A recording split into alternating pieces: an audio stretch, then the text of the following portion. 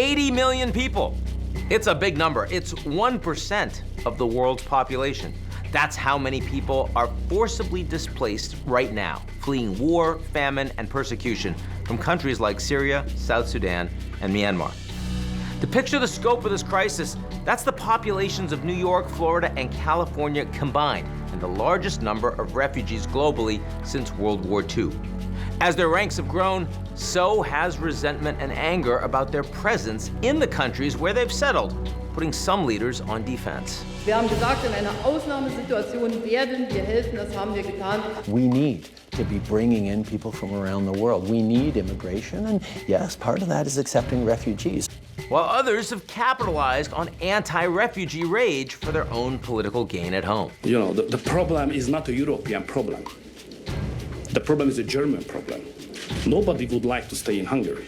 When people do get here, Sam, it is very, very difficult then to send them away again, even though blatantly they've come here illegally. The Democrat Party is openly inviting millions of illegal aliens to break our laws, violate our borders, and overwhelm our nation.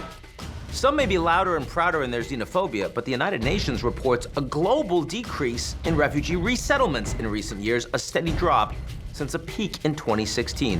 And 2020 has brought the most dramatic setback in mobility for refugees to date, as the pandemic shut down borders and dried up options for employment and education. Refugee camps are hardly known for their expansive resources or their top-notch medical care, so when coronavirus shot around the world, experts feared the worst. Huge outbreaks haven't yet hit most of these isolated communities, but a worsening economic situation is now a potential disaster. In Colombia, for example, tens of thousands of Venezuelan refugees have begun the journey back home to Venezuela, choosing the unrest and uncertainty that awaits over unemployment and hunger. Que por favor nos abran esto, que lo queremos ir para Venezuela, Señor, que nos ayuden, Padre.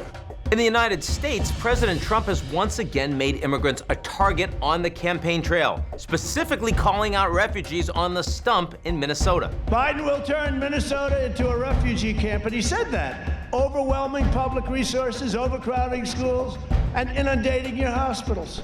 Meanwhile, Facebook announced that they were removing a series of ads from the Trump campaign linking refugees to the spread of the pandemic. I'm Donald Trump, and I approve this message. This comes as the United States has slashed its cap on the number of refugees they will accept in the coming year to 15,000. That's down from 110,000 in 2017, a number set in the final year of the Obama administration.